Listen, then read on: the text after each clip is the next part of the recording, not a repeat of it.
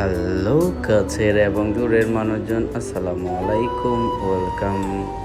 Welcome আমার নতুন ভিডিওতে আপনাদেরকে।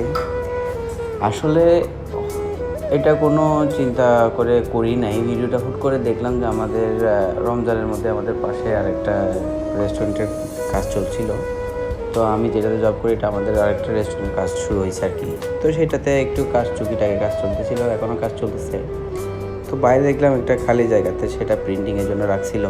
তো হঠাৎ করে চোখে পড়লো, কাজটা দেখে ভালো লাগলো। দেখতেছিলাম কীভাবে এখানকার প্রিন্টিংগুলো হয়। তো সেটারও এক্সপিরিয়েন্স নিচ্ছিলাম। দেখতে দেখতে দেখলাম যে সুন্দর করে কীভাবে ফুটে ওঠাইলো এত সুন্দর একটা ছবি। তো ভালোই লাগলো দেখতেছি।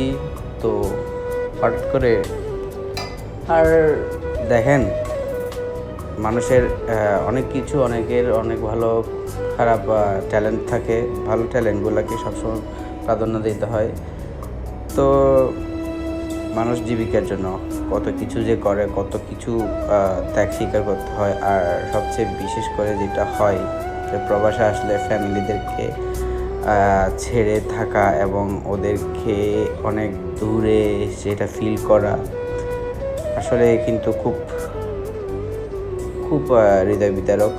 সেটা একটা প্রবাসী বুঝতে পারে। সবচেয়ে বেশি তাদের ফ্যামিলিদেরকে মিস করাটাকে, বিশেষ করে মাকে, বাবাকে, বাবার ওই আবদারগুলোকে, যে বাবার সাথে যে বায়নাগুলো থাকে সেইগুলো, এই আর কি।